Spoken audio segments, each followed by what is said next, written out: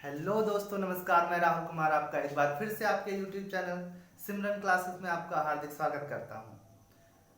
तो आने वाले एग्जाम्स के लिए, आने वाले केमिस्ट्री के पेपर के लिए आप सभी को बहुत बहुत बहुत सारी शुभकामनाएं और उम्मीद करेंगे कि आपका पेपर बहुत अच्छा होगा और आप सभी लोग अपने पेपर के लिए जो है एकदम से तैयार होंगे। उसी क्रम में, उसी पेपर में एक आंशिक सा योगदान देने के लिए मैं इस वीडियो के माध्यम से आप सभी को एक टॉपिक जो कि सॉल्यूशन का एक इम्पॉर्टेंट टॉपिक है, उससे रिलेवेंट आज चीज़ें बताने वाला हूँ और उससे रिलेवेंट कुछ न्यूमेरिकल्स कराने वाला हूँ। तो सभी लोग जो है बहुत ध्यान से ये वीडियो देखेंगे, क्योंकि यहाँ से कम एक क्वेश्चन आपके बोर्ड एग्जाम, जो 4 तारीख को आपका पेपर है, बोर्ड एग्जाम में आने की संभावना बहुत ज़्यादा है। तो सभी लोग जो है पेपर और पेन के साथ बैठेंगे। आज का जो हमारा वीडियो है वो होगा ग्राम प्रति लीटर में सांद्रता।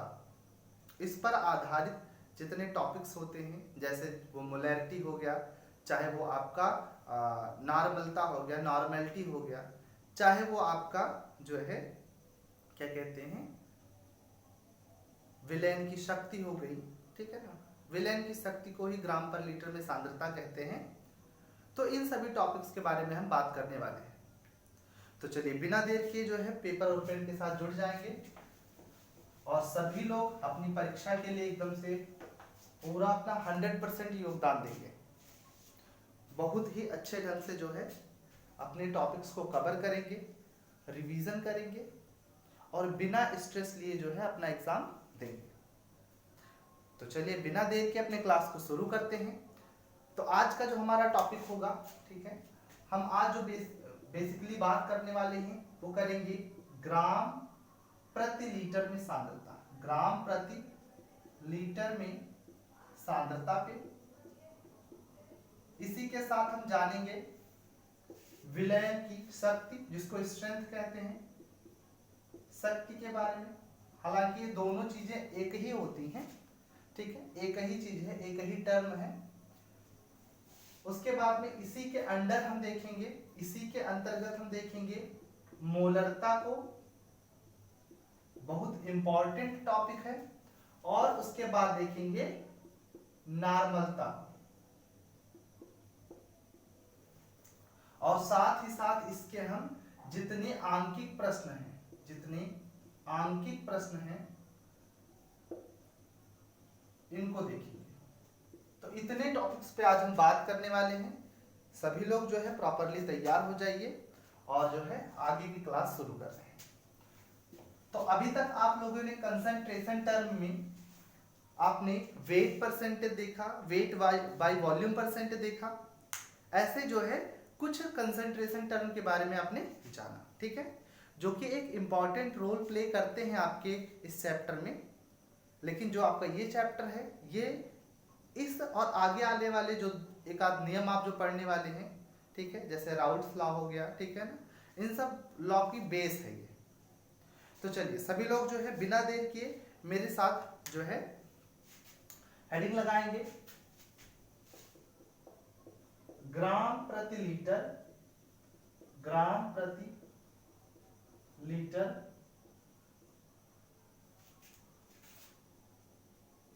के पदों में सांद्रता। ग्राम प्रति लीटर के पदों में सांद्रता, concentration in term of gram पर लीटर, ठीक है।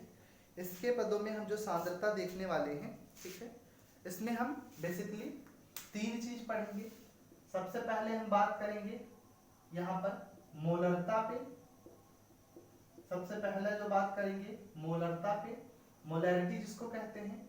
उसके बाद जो दूसरा बात करेंगे वो बात करेंगे नॉर्मलता पे, और जो तीसरी बात करेंगे वो होगा हमारा फॉर्मलता पे, फॉर्मेलिटी जिसको कहते हैं।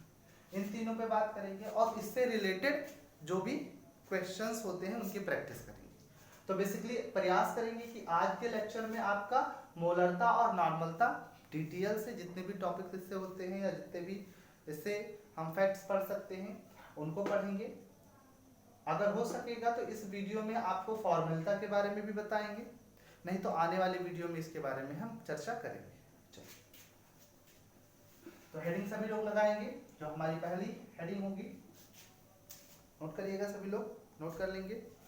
विलयन की शक्ति। सबसे पहला जो हम बात करेंगे वो बात करेंगे विलयन की शक्ति के बारे में। विलयन की शक्ति, जैसा कि मैंने बताया, विलयन की शक्ति। हेडिंग डालेंगे सभी लोग, विलयन की शक्ति।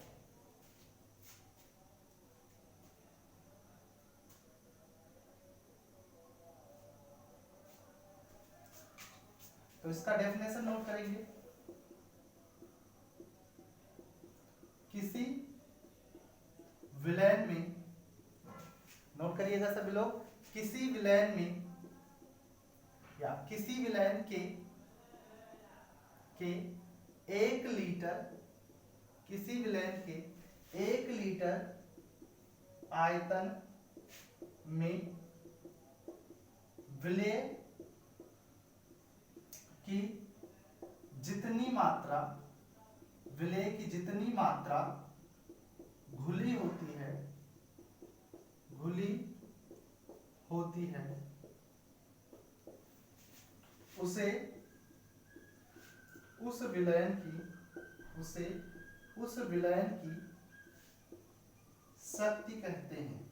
उसे उस विलयन की शक्ति कहते हैं। विलयन की शक्ति यानी स्ट्रेंथ बराबर, विलयन की शक्ति स्ट्रेंथ बराबर आपका हो जाएगा विलय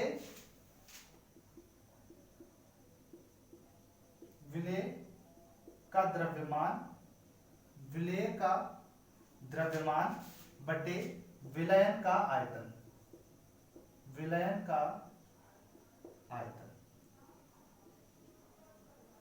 ये आपका रहेगा ग्राम में और ये आपका रहेगा लीटर में। ठीक है, विलय का द्रव्यमान बटे विलयन का आयतन। नोट करेंगे सभी लोग, बिना देर के नोट करेंगे तुरंत।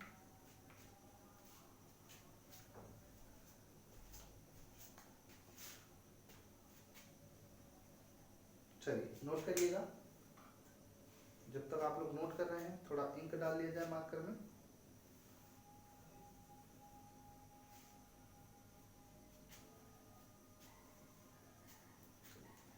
सभी लोग नोट करेंगे तुरंत बिना देर किए। आप लोग को दिखा दूं, इंक ही जो है डाल रहे हैं यहाँ पे।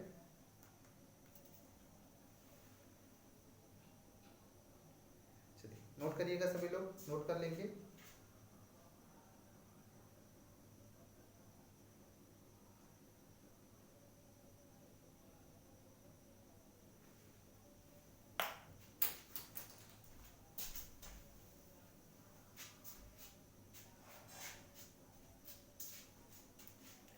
तो नोट कर लिया सभी लोगों ने।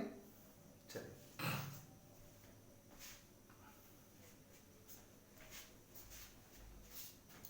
तो हमने देखा किसी विलयन के 1 लीटर आयतन में विलय की जितनी मात्रा घुली होती है उसे उस विलयन की स्ट्रेंथ कहते हैं, शक्ति कहते हैं। ठीक है ना। चलिए, कई बार बोर्ड एग्जाम में पूछ लेता है कि विलयन की शक्ति को परिभाषित कीजिए या विलयन की शक्ति से क्या तात्पर्य है। तो इस डेफिनेशन को आपको विद फार्मूला लिखना होता है। चलिए, मिटारा जाए।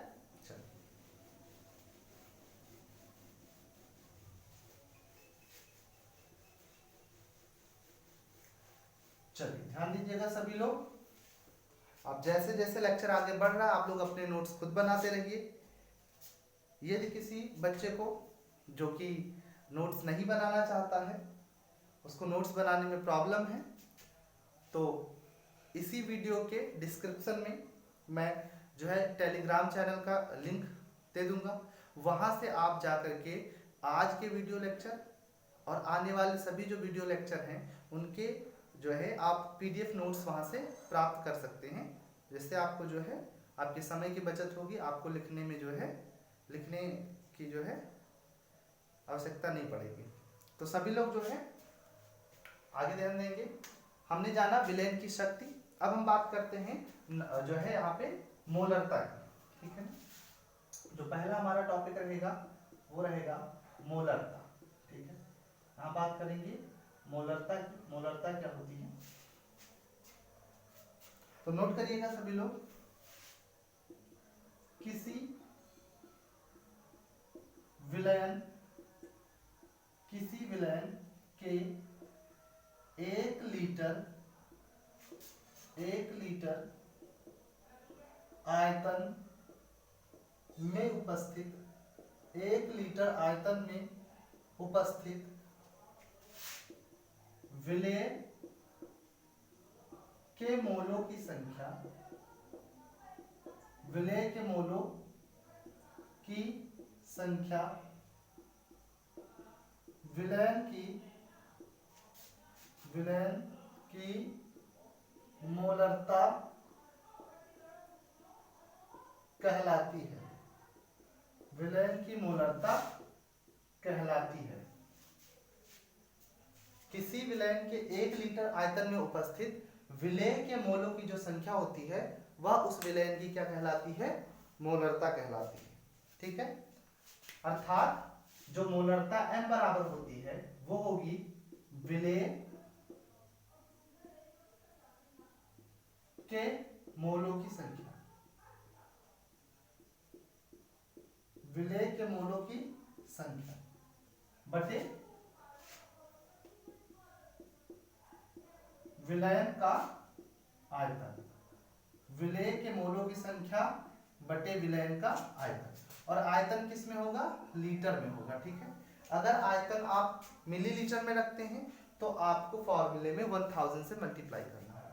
आपको पता है विलेय के मोलों की संख्या बराबर क्या होती है। भाई मोलों की संख्या कैसे निकालते हैं, आपने 11th क्लास में पढ़ रखा होगा। सर हमने तो 11th क्लास में पढ़ा ही नहीं था। तो भाई जिन्होंने नहीं पढ़ा है वो यहाँ पे ध्यान देंगे कि विलेय के मोलों की संख्या जो होती है वो बराबर होती है विलेय के भार, विलेय का भार बटे विलेय या विलेय का जिसका द्रव्यमान भी कहते हैं, भार की जगह हम द्रव्यमान एक अच्छा सा वर्ड यूज करेंगे। ठीक है ना, थोड़ा साइंटिफिक सा लगे। ठीक है, तो यहाँ पे द्रव्यमान का यूज करेंगे बटे विलेय का मोलर द्रव्यमान। अब देखिए इसमें होता क्या है कि जब आप द्रव्यमान और मोलर द्रव्यमान पढ़ते हैं थोड़ा सा आपको कंफ्यूजन होता है कि ये है क्या। देखिएगा जो द्रव्यमान है भार है, हम कह सकते हैं विलेय का भार बटे विलेय का अणुभार। मोलर द्रव्यमान मतलब अणुभार। ठीक है, चलिए बटे विलयन का आयतन, बटे विलयन का आयतन, ध्यान दीजिएगा विलयन का आयतन। अच्छा यहाँ पे हम ml में ले रहे हैं और इंटू 1000 कर दे रहे हैं। ठीक है, अब यहां से हम देखेंगे कि जो हमारा मोलरता का जो फार्मूला बनेगा वो बनेगा विलेय का द्रव्यमान बटे, ठीक है ना, बटे विलेय का मोलर द्रव्यमान, विलेय का मोलर द्रव्यमान गुणे विलयन का आयतन, विलयन का आयतन वो भी ml में और ऊपर गुणे 1000। ये हमारी मोलैरिटी का जो है फार्मूला बन जाएगा। सभी लोग नोट करेंगे, तुरंत जो है छाप लेंगे बिना देर किए।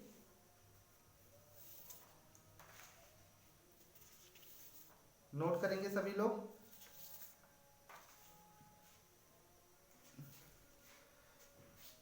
मिटाया जाए, चलिए सभी लोग नोट कर लेंगे, मिटाया जा रहा है। ये होता है आपका मोलरता जो कि बहुत इंपॉर्टेंट है, बहुत ही ज्यादा इंपॉर्टेंट है। अब देखिए जो मोलरता होती है ये टेम्परेचर के तापमान के व्युत्क्रमानुपाती होती है। टेम्परेचर के व्युत्क्रमानुपाती होती है, टेम्परेचर डिपेंडेंट होती है। मोलैरिटी m जो होती है वो 1/T के जो है व्युत्क्रमानुपाती के साइन पे होती है। मतलब m जो है is inverse proportional to 1/T।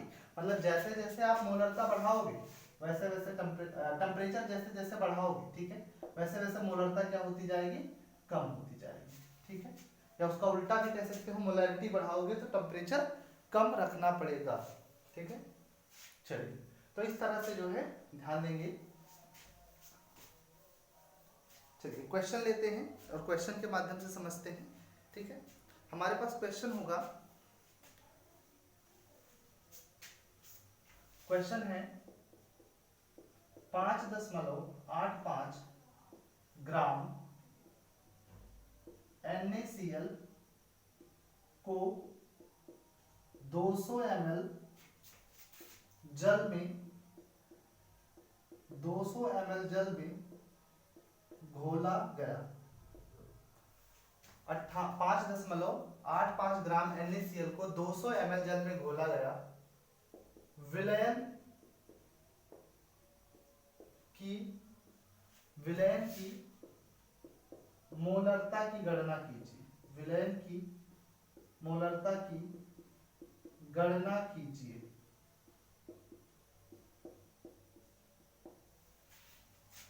चलिए, अब जिन्होंने थोड़ा बहुत पढ़ रखा है क्वेश्चन पे तुरंत अटैक करेंगे, वीडियो को पॉज करिएगा और पॉज करने के बाद में आप क्वेश्चन को सॉल्व करिएगा, ठीक है।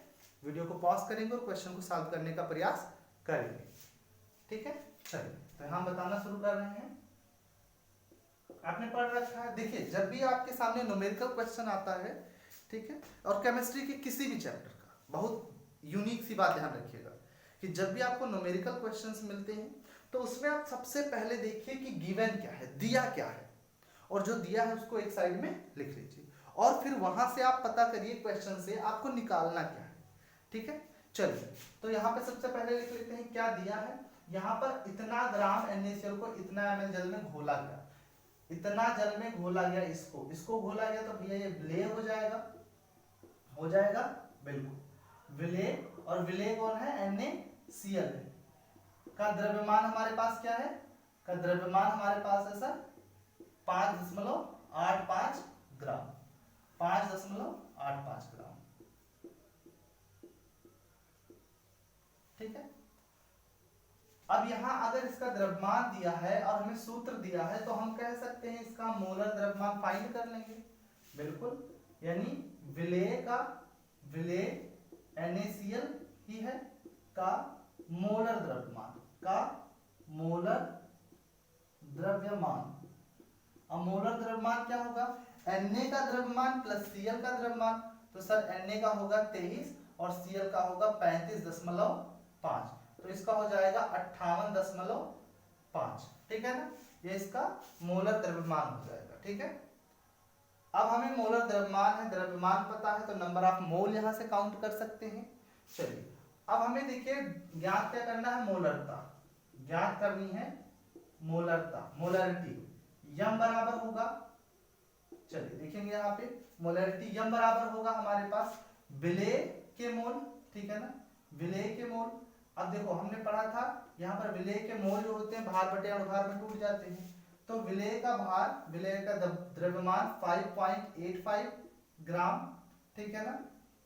उसके बाद में फिर हमारा था इंटू 1000, ठीक है, और बटे, मैंने फार्मूला वहां से ड्राइव किए थे, अभी यहाँ पे हम दिखा देंगे ड्राइव करके फिर से एक बारी, और बटे भार बटे अणुभार हमारा 58.5 ग्राम पर मोल होगा, ठीक है ना, ग्राम पर मोल होगा, इंटू यहाँ पर हमारा आयतन कितना है, 200 ml है, 200 ml, ठीक है ना, 200 ml। इसको यहाँ पे करेंगे तो लीटर में कन्वर्ट हो गया, ठीक है ना। चलिए, इसको यहाँ से हम मिटा दे रहे हैं क्योंकि इवनली मोलैरिटी का जो हमारे पास मात्रक बनेगा वो मोल पर लीटर ही बनेगा, ठीक है ना। तो 200, देखो यहाँ से हम क्या करेंगे, 2 जीरो से 2 जीरो काट दिए और 2 पंचे 10, 5 आ गया, ठीक है ना। 1 दशमलव बढ़ाएंगे, ठीक है, 1 दशमलव बढ़ाएंगे तो यहाँ से हमें क्या मिल जाएगा, 1 जीरो बढ़ाएंगे, दशमलव से दशमलव कट जाएगा, ठीक है, या इवन। तो यहाँ से हम क्या करते हैं, इसको ऐसे नहीं काटते हैं, इसको ऐसे रहने दो, 200 ही, 1 2 3, 1 2 3, 3 जीरो खत्म हो गया, बचा क्या हमारे पास, बचा 5 दशमलव, मतलब यहाँ से हो गया 585 और ये भी हो गया 585 इंटू 2, और यहाँ से जब देखेंगे तो इससे ये कैंसिल हो जाएगा, ऊपर बचा 1 नीचे बचा 2, 1/2 को हम लिखते हैं सर 0.5 मोल लीटर इनवर्स, ठीक है ना। ये आपका क्या हो जाएगा, आंसर हो जाएगा। सभी लोग नोट कर लेंगे, मोल लीटर इनवर्स। चलिए नोट करेंगे सभी लोग।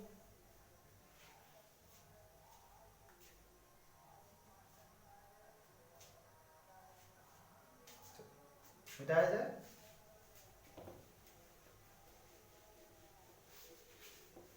तो इस तरह से जो है मोलैरिटी से रिलेवेंट क्वेश्चन हम देखेंगे। ये सबसे बेसिक क्वेश्चन आपका रहा, ठीक है। और बोर्ड एग्जाम में ऐसे ही लगभग क्वेश्चन आपके जो है एग्जाम में पूछे जाते हैं, ठीक। तो आपको ज़्यादा परेशान होने की आवश्यकता नहीं है। थोड़े से घूमे हुए प्रश्न भी आते हैं, बट पहले आप फाउंडेशन मजबूत करिए, ठीक है। चलिए आगे आपका क्वेश्चन है, नेक्स्ट क्वेश्चन, 500 ml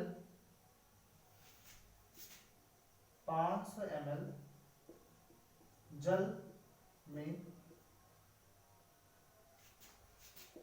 नाइट्रोजन 1.4 ग्राम मात्रात्मक रूप से विलेय है।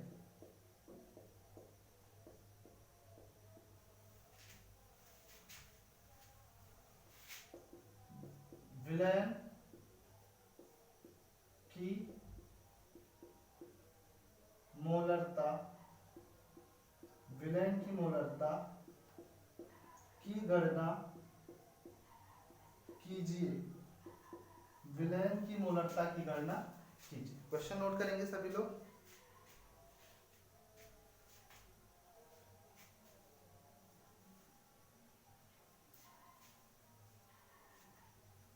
नोट करिएगा क्वेश्चन। चलिए तो यहाँ पे कह रहा है 500 ml जल में नाइट्रोजन हमारा जो है वो 1.4 ग्राम मात्रात्मक रूप से जो है मिले हैं, ठीक है। यानी यहाँ पे हमें फिर इंफॉर्मेशन जो दी है उनको हम देखेंगे। N2 हमारा विलेय है, तो विलेय N2 का द्रव्यमान, विलेय N2 का द्रव्यमान हो जाएगा हमारे पास कितना, 1.4 ग्राम, 1.4 ग्राम। विलेय N2 का मोलर द्रव्यमान, मोलर द्रव्यमान कितना हो जाएगा, 2 इंटू N का द्रव्यमान, और यहां से हो जाएगा 2 गुणे 14 बराबर 28, ठीक है। अब यहाँ पे हम मोलरता निकालते हैं। मोलरता, चलिए देखिए मोलरता क्या होगा, इसमें थोड़ा डिटेल से देखते हैं क्योंकि पिछले वाले में जो है हो सकता है आपको कंफ्यूजन हो। मोलरता हम क्या पाते हैं, मोलरता बराबर होता है विलेय के मोलों की संख्या, हमने पढ़ रखा तो यहाँ विलेय N2 है, तो N2 के मोलों की संख्या यानी N2 के मोल लिख लेते हैं, ठीक, बटे विलयन का आयतन, विलयन का आयतन, ठीक है ना। अब अगर लीटर में करते हैं तो ठीक है, बट यहाँ ml में लेते हैं, क्योंकि सवाल में ml में दे रखा है तो 1000 से मल्टीप्लाई करना पड़ेगा, ठीक है। अब यहाँ से देखते हैं विलेय के मोल बराबर होगा N2 के मोल बराबर होगा N2 का भार, भार अब यहाँ द्रव्यमान को भार हम कह रहे हैं, बटे N2 का मोलर द्रव्यमान। चलिए थोड़ा वही वर्ड यूज करते हैं, ठीक है ना, बटे टोटल क्या है अभी, विलयन का आयतन, विलयन का आयतन वो भी ml में 1000 से मल्टीप्लाई कर देंगे, ठीक है।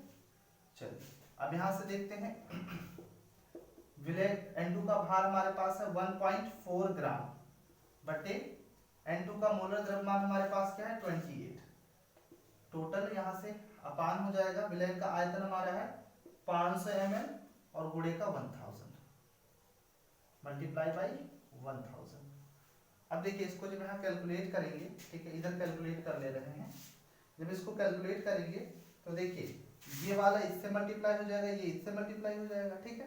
तो ये हो जाएगा 1.4 ग्राम, ग्राम को हटा देते हैं यहाँ पर, ठीक है ना, इंटू 1000 डिवाइड बाई 28 इंटू 500। यहाँ दशमलव घटाएंगे तो यहाँ जीरो बढ़ जाएगा, 3 जीरो ने 3 जीरो को मारा, 14 1 जा 14, 14 2 जा 28, 1/2 इंटू का 5, ठीक है ना। तो ओवरऑल हमारे पास जो है यहाँ इंटू नीचे ही रहेगा, ठीक है ना, इंटू 5, तो हो जाएगा 1/10, यह आ जाएगा 0.1 मोलर। तो इस तरह से जो है आप देख पा रहे हैं हम मोलैरिटी फाइंड करेंगे, ठीक है। सभी लोग वीडियो को पॉज करके नोट कर लीजिएगा।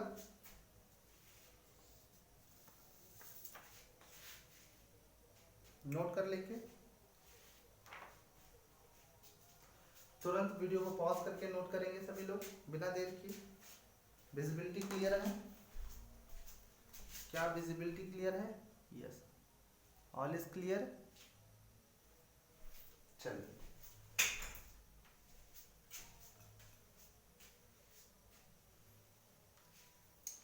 अब इसके बाद में एक क्वेश्चन है जो एग्जाम में लगभग पूछा जाता है, मतलब बहुत आसान सा क्वेश्चन है और कई बच्चों को उसका आंसर एकदम से रटा होगा।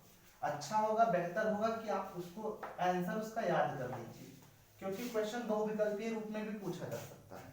और जो आप टॉपिक पढ़ रहे हो यहाँ से कम आपको एक क्वेश्चन जरूर से जरूर देखने को मिलेगा, ठीक है।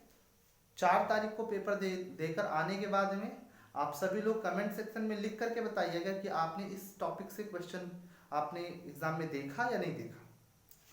तो एक क्वेश्चन है जिसका आंसर बहुत से बच्चों को पता होगा और जिनको नहीं पता है वो ध्यान देंगे। शुद्ध जल की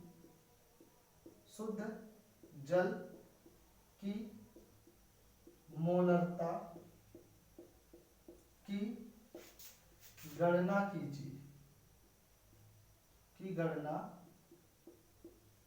कीजिए, शुद्ध जल की मोलरता की गणना कीजिए। अब कई बच्चों को तो इसमें कंफ्यूजन होगा, सर इसमें तो जो है क्या कहते हैं, कोई डेटा नहीं दिया है, कोई नंबर्स नहीं दिए हैं, तो इसको हम कैसे कैलकुलेट करें। कई बच्चों को ऐसे जो है डाउट्स होते हैं और कई बच्चों ने आंसर याद करके रखा होगा, उनको भी ये डाउट्स होंगे। कुछ बच्चों ने याद करके रखा होगा, उनको भी डाउट्स होंगे, और कुछ बच्चों को जो है कंप्लीटली डाउट होगा जिन्होंने अभी नहीं इसको देखा या नहीं किया है। तो उनको देख लीजिएगा। यहाँ पे मान लेते हैं कि जो विलयन का आयतन है वो 1 लीटर है, मानना पड़ेगा, माना विलयन का आयतन 1 लीटर है। अब यहाँ जो हो जाएगा, जब 1 लीटर है, ठीक, और जल की ही मोलरता ज्ञात करनी है, तो जो हमारा शुद्ध जल है का द्रव्यमान कितना हो जाएगा, का द्रव्यमान बराबर 1000 ग्राम नहीं कह सकते हैं, बिल्कुल कह सकते हैं, ठीक। और शुद्ध जल का मोलर द्रव्यमान क्या होता है, शुद्ध जल का मोलर द्रव्यमान बराबर होता है 18। तो यहां से हम कह सकते हैं मोलरिटी या मोलरता m बराबर विलेय के मोलों की संख्या। तो विलेय के मोलों की संख्या होता है भार बटे अणुभार, भार बटे अणुभार, ठीक है। और उसके बाद में विलयन का आयतन, तो आयतन लीटर में दिया है 1 लीटर, तो हम यहां से करेंगे तो 1000 डिवाइड बाई 18 आ जाएगा, तो 18 पंचे 90, 10 और 18 पंचे 90, ये आपकी जो है मोलैरिटी आ जाएगी। ये क्या आ जाएगी, मोलैरिटी, मोल लीटर इनवर्स, ठीक है ना। यहाँ से कई बच्चे कंफ्यूज रहते हैं मोल लीटर इनवर्स आया कैसे, तो वो भी देख लेंगे। भाई ये ग्राम में था, ठीक है, और जो मोलर मास होता है, मोलर द्रव्यमान होता है, वो ग्राम प्रति मोल में होता है, ग्राम प्रति मोल में, ठीक है। तो यहाँ ग्राम से ग्राम कैंसिल आउट और ये लीटर में है, ठीक है। तो यहाँ से ओवरऑल हम देखते हैं, ये ऊपर जाएगा तो ये मोल में बदल जाएगा और ये नीचे आएगा तो लीटर, नीचे से ऊपर जाएगा लीटर इनवर्स में बदल जाएगा। तो हमारा होता है पूरा मोल लीटर इनवर्स। तो इस प्रकार से जो है ये क्वेश्चन बहुत ही बेहद आसान क्वेश्चन लेकिन इम्पोर्टेंट, ठीक है। कई बार हम जो है किसी चीज को बहुत छोटा देखते हैं और बहुत हल्के में लेने का प्रयास करते हैं, ठीक है ना। तो जो है किसी किसी के जो है साइज से उसको मत आकिएगा, बहुत ही बेहतर प्रश्न है और एग्जाम में आने की प्रोबेबिलिटी ठीक ठाक है। तो नोट करिएगा सभी लोग, नोट करेंगे। चलिए अब थोड़ा एडवांस लेवल का क्वेश्चन लिया जाए।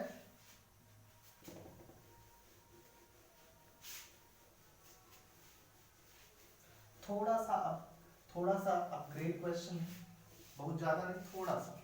तो आप सभी लोग थोड़ा जो है कॉपरेट करेंगे, इसके साथ में करने का प्रयास करेंगे।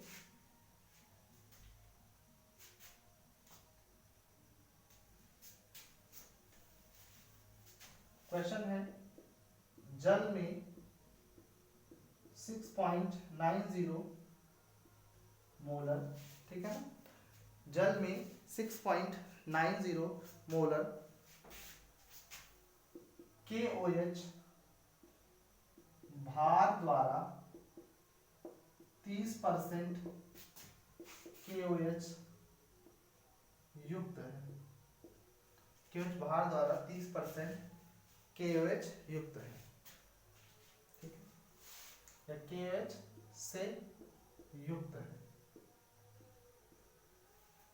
ठीक है, 30% KOH युक्त है।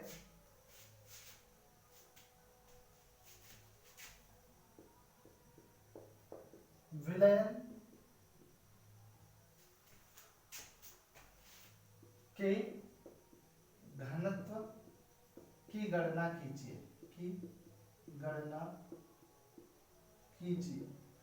अब यहाँ पे घनत्व पूछ लिया। अब देखिए पहले आप कुछ बात ध्यान दीजिए, यहाँ पे कुछ बातें उसको देख लीजिए। कभी कभी आपको क्वेश्चन में घनत्व दे देता है, डेंसिटी दे देता है, ठीक है। अब आपने मोलैरिटी पढ़ रखा, मोलैरिटी m बराबर होता है विलेय के मोलों की संख्या, ठीक है ना, यानी जो है number of moles of solute, ठीक है ना, विलेय के मोल की संख्या बटे विलयन का आयतन, ठीक है ना, वॉल्यूम ऑफ सॉल्यूशन।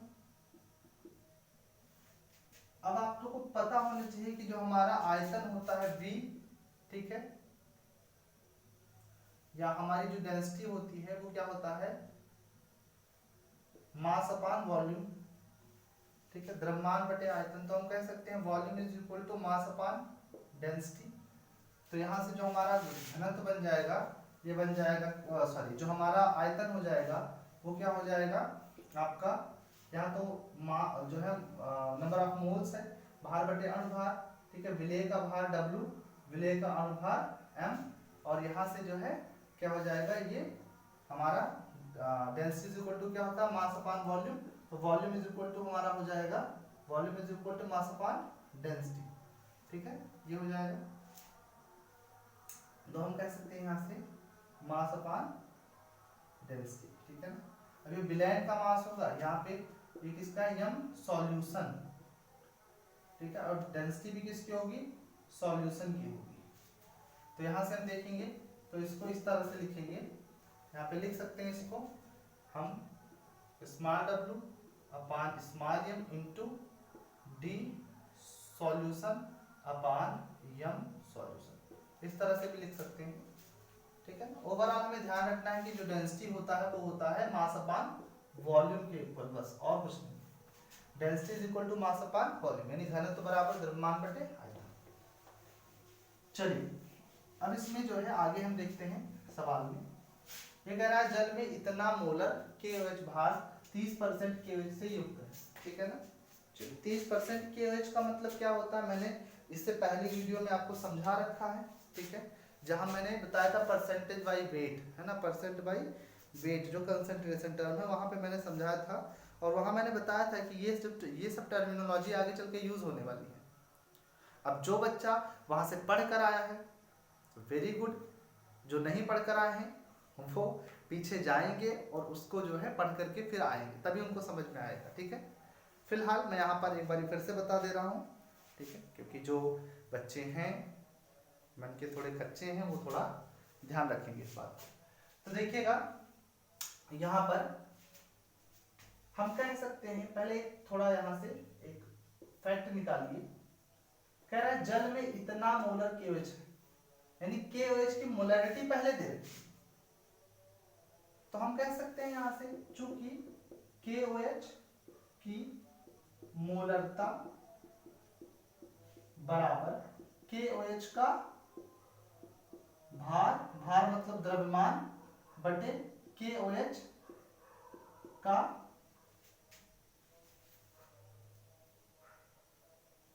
यानी इतना मोलर KOH, इतना मोल KOH। ठीक है ना, भार बटे अणुभार, समझिएगा ये मोलरता नहीं, ये मोल की बात कर रहा है कि इतने मोल्स हैं। ठीक है ना, 1 लीटर में, 1 लीटर में तो होता उपस्थित आयतन 1 लीटर मान लेंगे। ठीक है, तो यहाँ मोलरता ही लिख लीजिए।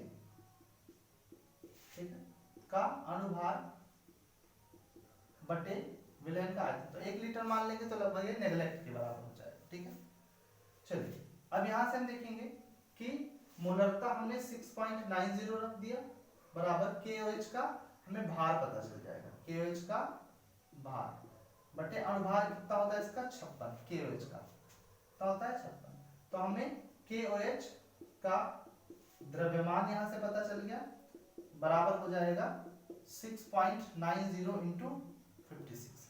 तो इसको कैलकुलेट कर लेंगे, देखिएगा सभी लोग कैलकुलेट कर लेंगे इंटू 56। तो पहले मल्टीप्लाई करेंगे, 6 0 0, 6 9 54, 4 हासिल 5, 6 का 36, 36 और 5 41। ठीक है, 5 0 0, 5 9 45, 5 36 और 4 34, तो 0, ठीक है ना, 4 6 8 3, ठीक, 0 6 4 8 3।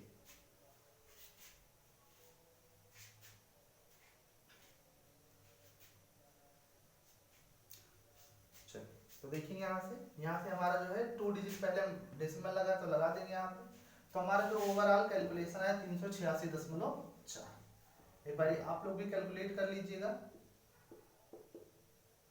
इतना द्रव्यमान आ गया। अब यानी इतने मोल में जो द्रव्यमान है, यानी 1 लीटर में KOH का द्रव्यमान इतना है। ठीक, 1 लीटर में KOH का द्रव्यमान इतना है, और पूछ रहा है कि घनत्व क्या है। ठीक, यहाँ से हमें पूछ रहा है कि घनत्व क्या है, और घनत्व यहाँ से हम देखेंगे।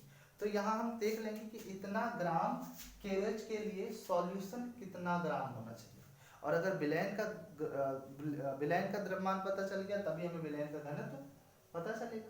ठीक, तो यहाँ से हम कह सकते हैं, ठीक है, यहाँ से लिखिएगा, चूंकि 30% KOH का अर्थ है 100 ml या 100 ग्राम, यहाँ परसेंट बाई वेट कह रहा है, भारात्मक है, भार द्वारा। ठीक है ना, तो इतना ग्राम विलयन में 30 ग्राम KOH उपस्थित है, 30 ग्राम KOH उपस्थित है। भाई 30% का मतलब यही तो हुआ, 30% KOH का अर्थ है कि 100 ग्राम विलयन में 30 ग्राम KOH उपस्थित है। ठीक, तो हम कह सकते हैं कि 1 ग्राम KOH के लिए विलयन का भार कितना होना चाहिए, 1 ग्राम KOH में विलयन का द्रव्यमान बराबर 30 को उधर भेज देंगे तो 100 बटा 30 ग्राम हो जाएगा, ग्राम से ग्राम खत्म हो जाएगा। ठीक है ना, तो यहां से हमें जो है भाई यहाँ पर इतना है, तो 386.4 ग्राम KOH में विलयन का द्रव्यमान कितना हो जाएगा, यह हो जाएगा 100 बटा 30 गुणे 386.4। ठीक है, जब इसको कैलकुलेट करेंगे तो लगभग 1288 के आसपास आएगा, इतना ग्राम। ठीक, विलयन का द्रव्यमान कितना होना चाहिए, 1288। अब हम देख लेंगे यहाँ पर देख लेते हैं मोलैरिटी m बराबर, सॉरी हमारे पास क्या निकालना है, घनत्व। घनत्व जो होता है, घनत्व बराबर होता है द्रव्यमान बटे का आयतन, द्रव्यमान बटे आयतन। और द्रव्यमान कितना है हमारा, द्रव्यमान हमारा आया है 1288 ग्राम, ठीक है, और आयतन हमने माना था 1 लीटर। और यहाँ से ओवरऑल जो हमारा डेंसिटी आ जाएगा वो आ जाएगा 1.288, ठीक है ना, ग्राम पर लीटर, ठीक है ना। तो ग्राम लीटर इन्वर्स कर सकते हैं। तो हमारा टोटल जो है ये डेंसिटी आ गया, ठीक है ना। यहाँ पे 1000 ml लेंगे तो ग्राम ml इनवर्स लिखेंगे, ये डेंसिटी। नोट करिएगा सभी लोग, नोट करेंगे। क्लियर दिख रहा है सब कुछ, बिल्कुल क्लियर दिखना चाहिए। चलिए सारी चीजें क्लियर हैं, नोट करिएगा सभी लोग, नोट करेंगे।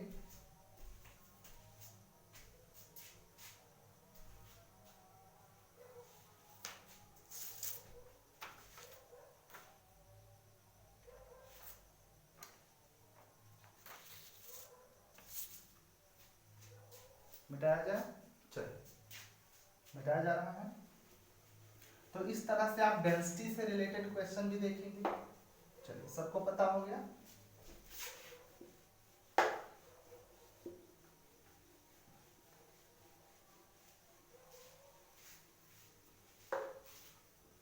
चलिए एक क्वेश्चन और देखते हैं। जब अलग अलग जो है मोलैरिटी पे अलग अलग आयतन पे अलग अलग मोलरता दिया, ठीक है ना। पहले कॉन्सेप्ट समझ लेते हैं। मान लेते हैं कि जो है V1 आयतन पे, ठीक है ना, V1 आयतन पर मोलरता बराबर m1 और V2 आयतन पर मोलरता जो है वो m2।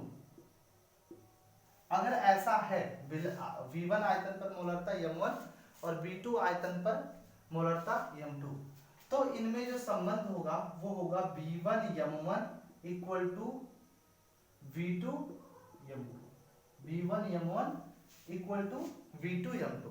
इसको मोलैरिटी इक्वेशन कहते हैं या मोलरता समीकरण कहते हैं, इसी को मोलरता समीकरण कहते हैं। नोट कर लीजिएगा सभी लोग, नोट कर लेंगे। ये आपकी होती है प्रारंभिक और ये होती है परिणाम, इनिशियल वैल्यू और रिजल्टिंग वैल्यू।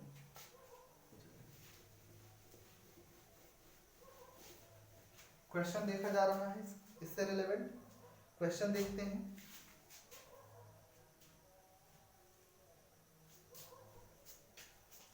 क्वेश्चन आपका है 0.2 मोलर विलयन प्राप्त करने के लिए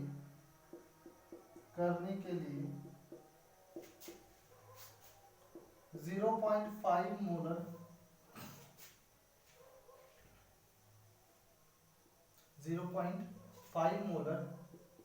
NaOH के 300 ml में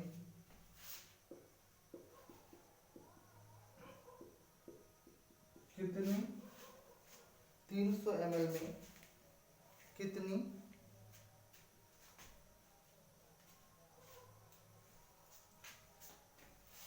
या कितना जल मिलाना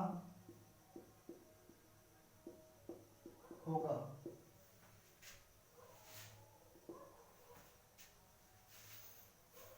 चलिए देखिएगा, इतना मोलर विलयन प्राप्त करना है, मतलब रिजल्टिंग वैल्यू है इतना मोलर है NaOH के 300 ml, ठीक।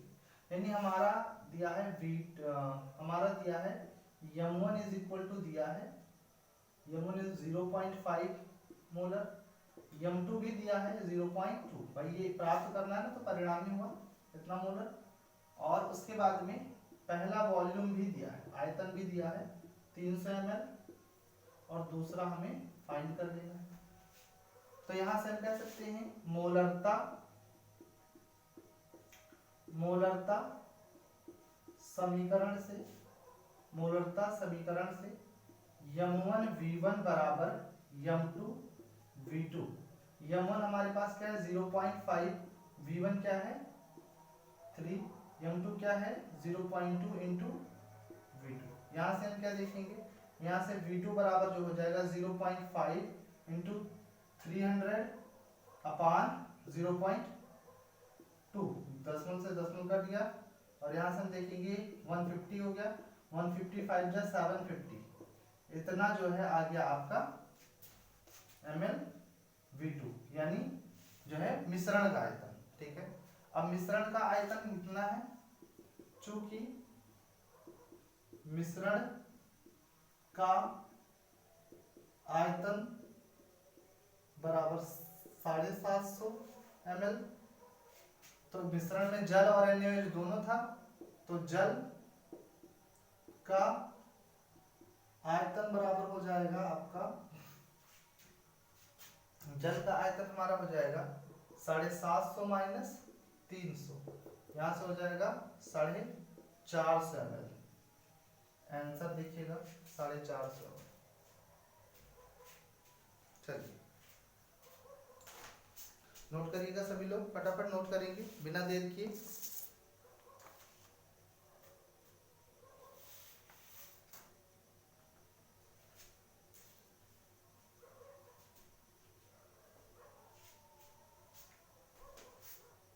वीडियो को पॉज करेंगे, तुरंत नोट करेंगे। चलिए अब देखा जा रहा है अगला टॉपिक। तो आपका मोलरता से संबंधित इतनी बातें थी जिसको आपने अलग अलग क्वेश्चंस के साथ में जो है प्रैक्टिस किया। आई होप आपको मोलरिटी अच्छे से समझ में आ गई होगी। अब देखते हैं नॉर्मलता। जो अगला हमारा आज का कंसंट्रेशन टर्म है वो है नॉर्मलता।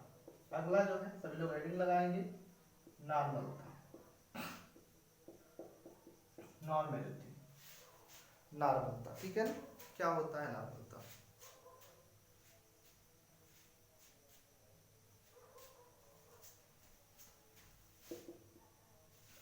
किसी विलयन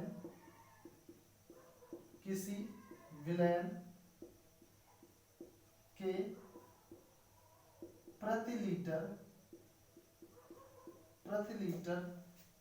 किसी विलयन के प्रति लीटर में उपस्थित, प्रति लीटर आयतन में उपस्थित, प्रति लीटर आयतन में उपस्थित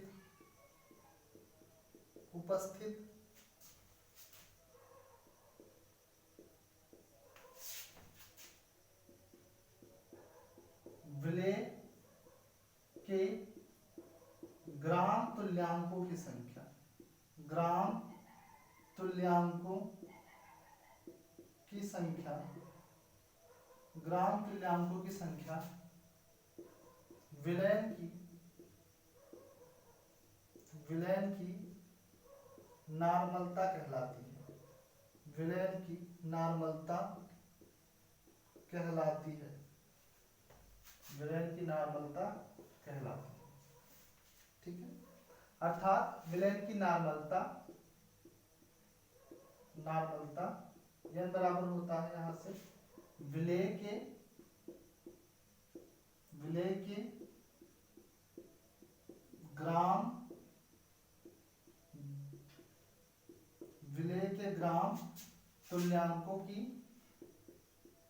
ग्राम तुल्यांकों की संख्या बटे विलयन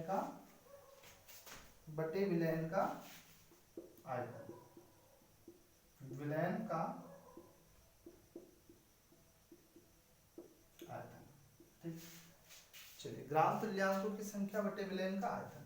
तो यहाँ पे लीटर में इसको रखेंगे, अगर मिलीलीटर में रखते हैं तो हमें मल्टीप्लाइड बाय 1000 नोट कर लीजिएगा सभी लोग।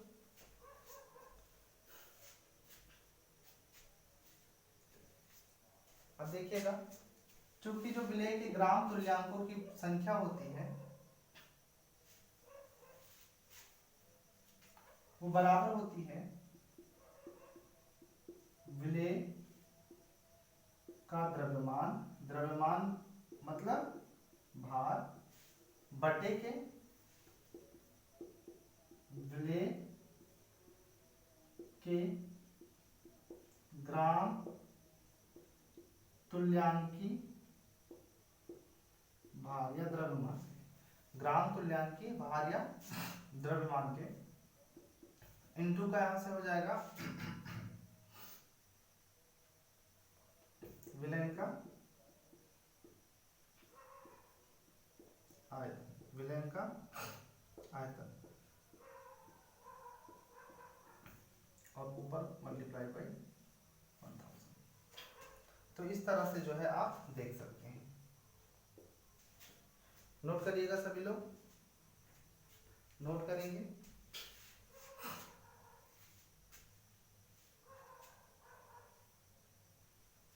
नोट कर लीजिएगा। अब देखिए यहाँ पे हमने देखा कि जो विलेय के ग्राम तुल्यांकी भार एक नया टर्म है, तो कई बच्चों को यहाँ पर नहीं पता होगा कि ग्राम तुल्यांकी भार कैसे निकालते हैं। तो उसके लिए देखेंगे, सबसे पहले आप नोट कर लीजिए, नोट करिएगा। मिटाया जाए, 1 2 3 4 मिटाया जा रहा है। चलिए अब हम देखेंगे ग्राम तुल्यांकी भार या ग्राम तुल्यांकी द्रव्यमान कैसे फाइंड करते हैं। पहले हम जानेंगे ग्राम तुल्यांकी भार निकालने के बारे में।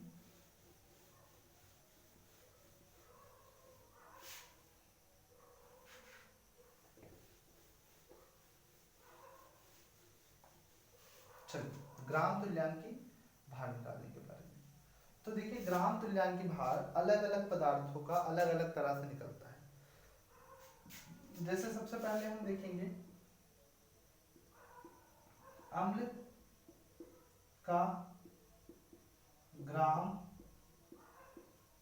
तुल्यांकी भार, अम्ल का ग्राम तुल्यांकी भार, तो ये बराबर हो जाएगा यहाँ पे, यहाँ हो जाएगा अम्ल का भार यानी मास ऑफ एसिड, अम्ल का भार, उसके बाद हो जाएगा अम्ल की क्षारकता, अम्ल की क्षारकता, अम्ल की क्षारकता। इसको भी ऐसे लिख लेते हैं, अम्ल का भार बटे हो जाता है अम्ल की क्षारकता, ठीक है। या इसी को अथवा इसी को कह सकते हैं अम्ल के एक अणु द्वारा त्यागे जाने वाले H+ आयनों की संख्या, H+ आयनों की संख्या, ठीक है। ये होती है अम्ल का ग्राम तुल्यांकी भार, ठीक है। अम्ल का भार बटे अम्ल की क्षारकता, या फिर जो है अम्ल के एक अणु द्वारा त्यागे जाने वाले H+ आयनों की संख्या। आपको पता है कि अम्ल क्या त्यागते हैं, H+ आयन देते हैं।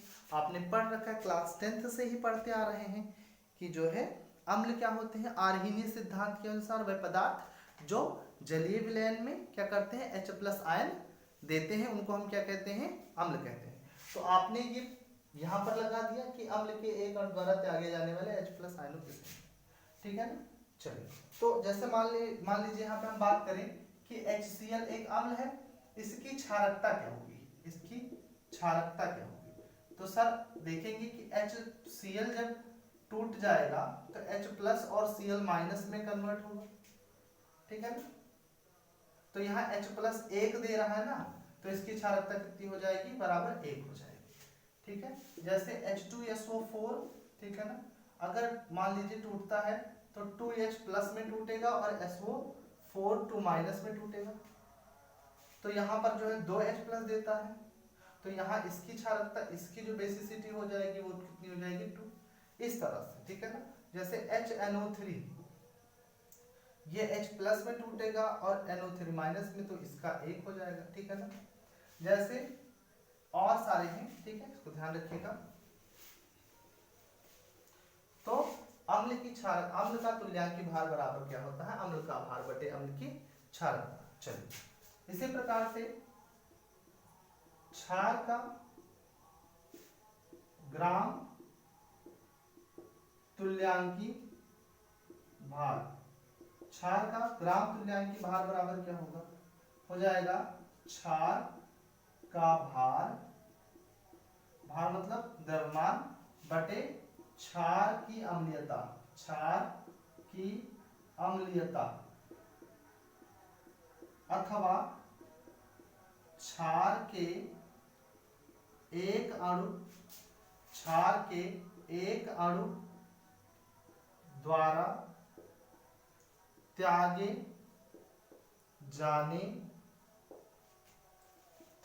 जाने वाले OH माइनस आयनों की संख्या, OH माइनस आयनों की संख्या, ठीक है, त्यागे जाने वाले OH माइनस आयनों की संख्या, इसी को हम क्या कहते हैं, क्षार की अम्लीयता कहते हैं। ठीक है, चलिए दिख रहा है सभी को, चलिए बिल्कुल सही।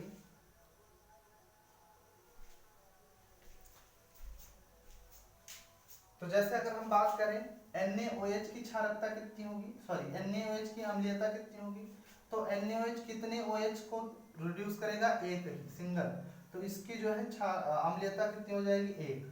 ठीक है, जैसे हम बात करें KOH की तो एक, ठीक है ना, इस तरह से CaOH के होल ट्वाइस, तो यहाँ पर क्या करेगा, ये दो OH को रिड्यूस करेगा, तो यहाँ से जो है छोड़ेगा, रिलीज करेगा, तो इसकी जो है अम्लीयता हो जाएगी दो। इस तरह से जो है अम्लीयता को हम फाइंड करते हैं। ठीक है, चलिए नोट करिएगा सभी लोग, नोट करेंगे सभी लोग।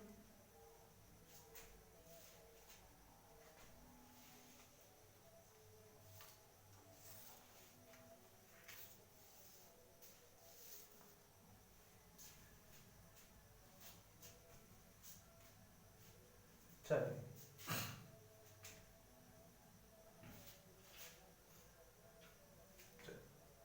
मिटाया जाए।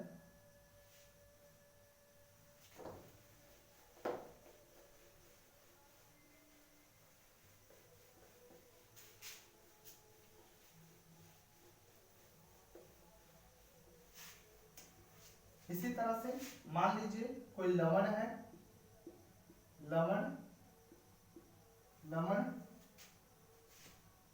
की या लवण का ग्राम तुल्यांकी भार बराबर हो जाएगा, यहाँ लवण का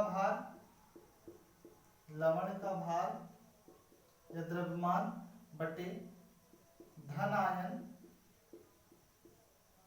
की संख्या।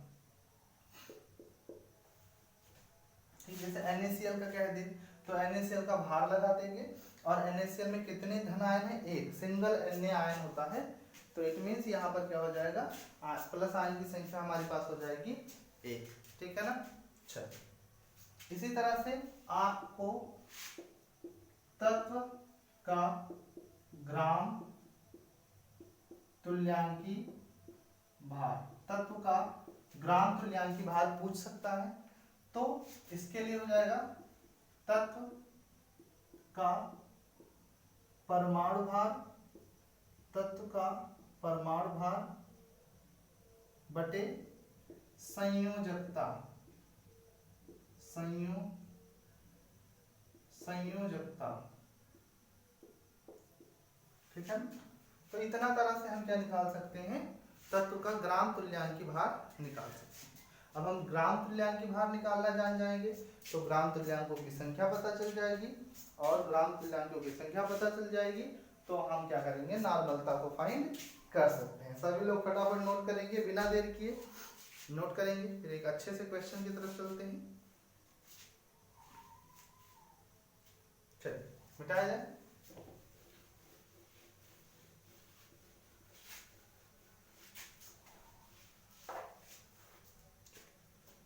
क्वेश्चन है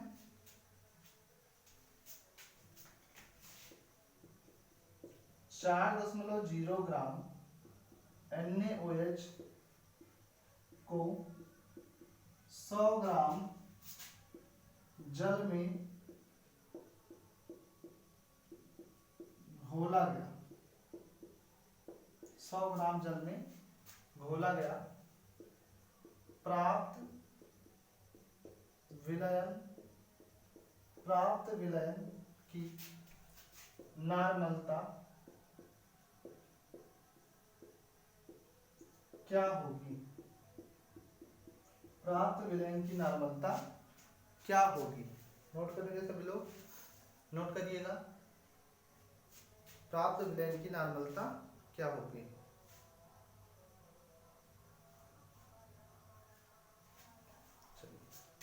देखते हैं क्या क्या दिया है हमें।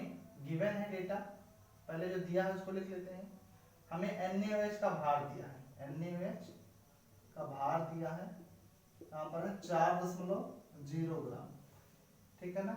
जल में घोला गया, ठीक है। इवन हमें जो है यहाँ पर विलयन भी बता दिया गया, ठीक है ना। भार में विलयन का पता चल गया। हमें पता है नॉर्मलता बराबर हमारा क्या होता है, नॉर्मलता n इज इक्वल टू क्या होता है, विलय के ग्राम तुल्यांकों की संख्या।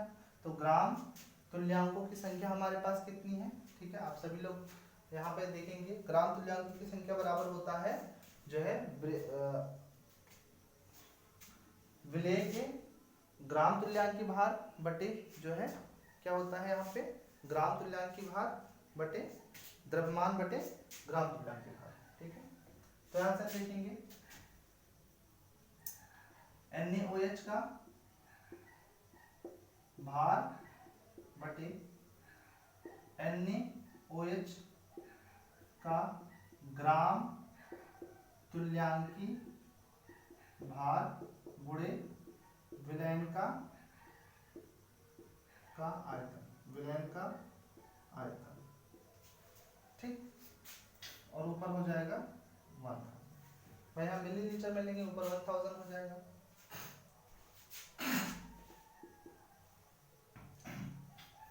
NaOH का भार हमारे पास क्या है 4.0 बटे ग्राम तुल्यांक की भार क्या होगा, भार बटे क्या होगा यहाँ पे NaOH, ठीक है।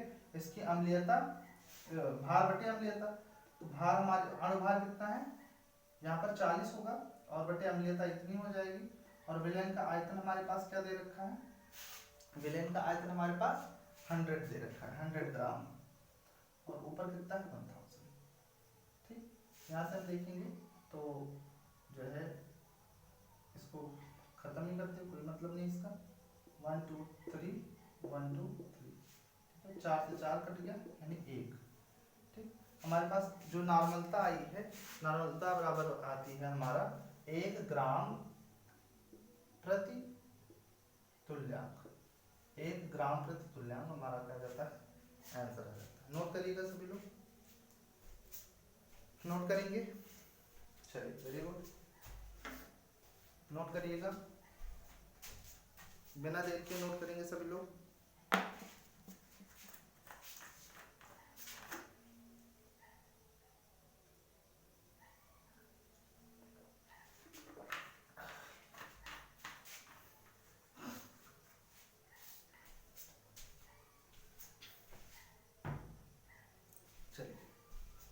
नोट हो गया सभी का।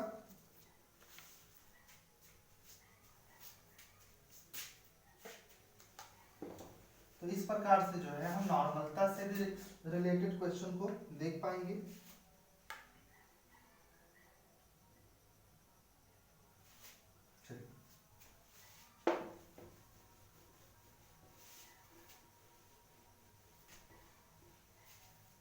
अब देखिए, मान लीजिए कि कोई विलयन है N1 नॉर्मलता, ठीक है ना। N1 नॉर्मलता के B1 आयतन वाले विलयन को और N2 नॉर्मलता के V2 आयतन वाले विलयन को मिला करके एक नॉर्मल जो है मिला करके एक विलयन बनाया जाता है, ठीक है। N2 नॉर्मलता है उस विलयन की और V1 आयतन है और N2 जो है नॉर्मलता है और तब उसका आयतन V2 है, मिला करके एक जो है विलेन बनाया जाता है उसकी नॉर्मलता और इनमें क्या संबंध होगा, उसकी नॉर्मलता और इनमें क्या संबंध होगा, इस बात पे हम बात करेंगे, ठीक है ना। तो चलिए इसमें होगा संबंध क्या होगा, n1v1 प्लस n2v2 बराबर हो जाएगा n3, जो तीसरा नॉर्मलता बनेगी v1 प्लस v2। यहां से हमारा n3 इज इक्वल टू हो जाएगा n1v1 plus n2v2 divide by v1 plus v2। बहुत इंपॉर्टेंट जो है रिलेशन है, ध्यान रखेंगे, नोट करिएगा, नोट कर लेंगे सब लोग। चलिए तो आज के लिए आपका जो क्लास यही खत्म होता है और इसमें जो आगे के टॉपिक्स हैं आपको आगे की वीडियो में मिलती रहेंगी। अगर ये सेशन आपको अच्छा लगा तो चैनल को सब्सक्राइब करिए, वीडियो को लाइक करिए और शेयर करना ना भूलिए। और आप सभी लोग के आने वाले 4 तारीख के एग्जाम के लिए एक बार फिर से बेस्ट ऑफ लक। और जो इसी तरह आप सभी लोग लगे रहिए अपने आगे की तैयारी में। और जो बच्चे 11th पास आउट करके 12th में गए हैं वो मेरे साथ इसी तरह बने रहेंगे, और जो बच्चे इवन 11th में हैं वो भी इसी तरह बने रहेंगे, अपनी तैयारी को जारी रखेंगे ताकि आने वाले एग्जाम्स में वो बेटर कर पाए। तो अब हम कल मिलते हैं नए वीडियो के साथ में, नए टॉपिक के साथ में। तब तक के लिए good night, take care, bye bye.